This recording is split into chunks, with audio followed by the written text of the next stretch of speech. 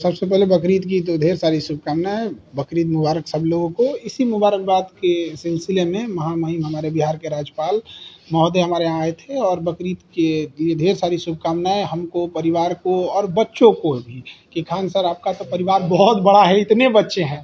और उसी क्रम में उन्होंने कहा कि हमें क्लासरूम देखना है। तो जब वो क्लासरूम हम बस ऐसे दिखाएं उनको तो कहे कि अब हम अंदर जाएंगे क्लासरूम में। जब क्लासरूम में अंदर गए, फिर स्टेज पे आए, देखे तो उन्होंने कहा कि हम यहाँ क्लास लेंगे। तो ये सौभाग्य होगा हमारे यहाँ बच्चों का कि उनका क्लास स्वयं महामहिम राज्यपाल महोदय लेंगे हम लोग के। और इतने इंटेलेक्चुअल वो जब आते हैं तो कुछ ना कुछ सिखा के जाते हैं। तो हमारे टेबल पे जो पढ़ाते हैं पोडियम पे, वहाँ गिलहरी रखी हुई है। तो उन्होंने देखा तो उन्होंने बताया कि कैसे मतलब जब राम सेतु बन रहा था तो गिलहरियों का क्या योगदान था उसमें। जो दरारें आ गई थी उसमें बहुत बारीक दरारें थी, तो गिलहरियाँ उसमें बालू में अपने को उलट पलट करके कुछ बालुएं फंसा के उसमें दरार भरती थी।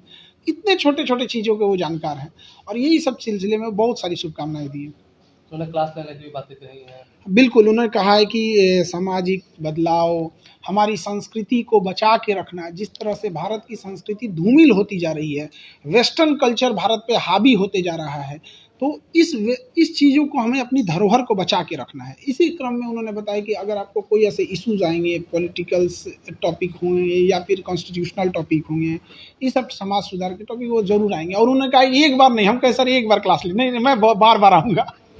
पारिवारिक बात को लेकर क्या है, शादी हुई आपके हालों में, कैसा पारिवारिक संबंध चल रहा है? सब चीज़ एकदम ठीक चल रहा है। और हम तो इधर पठन पाठन में व्यस्त हैं, अपने काम में, वो अपने काम में व्यस्त हैं। देखिए, अभी इस मैटर पे हमारी महामहिम राज्यपाल जी से भी बात हो रही थी, तो उन्होंने भी कहा कि इंसान की संवेदनशीलता मर चुकी है। एक 9 साल की बच्ची का जिस तरह से रेप करके वो घसीटते हुए आई है बेचारी, और एम्बुलेंस में बैठे बैठे, मतलब आप एक डॉक्टर से भी कहते हैं कि आपका पेपर वर्क और ये सब चीज़ें बाद में होती हैं, आपको प्रायोरिटाइजेशन नहीं दिखता है कि बेचारी एक बच्ची है, मर रही है।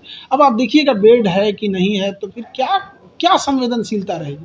और समाज को एक लेसन की ज़रूरत है कि ऐसे लोगों का सामाजिक बहिष्कार। उस देश में आप क्या कल्पना कीजिएगा जहाँ बलात्कारियों को भी बढ़िया वकील मिल जाते हैं, बढ़िया वकील। तो ये एक ना कहीं हम वकील समाज से भी, एक वकीलों से भी बड़ा हाथ जोड़कर विनती करते हैं कि देश की लड़ाई में वकील एक हो गए थे।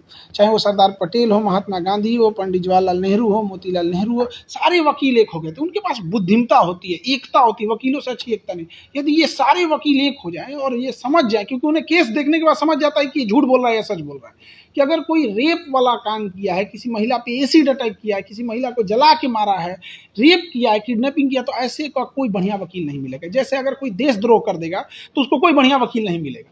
तो इसे देशद्रोह की श्रेणी में इस तरह से रखना चाहिए ताकि उससे समझ में आए कि हमको कोई वकील नहीं मिलेगा। अगर बढ़िया वकील मिल जाएगा तो बचा के निकाल ले आता है। गवर्नर ने भी चिंता व्यक्त की है बहुत। वो हमसे कह रहे थे कि हम आपसे क्या ही बताएं, वो मतलब बहुत ज़्यादा चिंता में थे इस चीज़ को लेके, और कह रहे थे कि समाज कैसे इतना असंवेदनशील हो सकता है।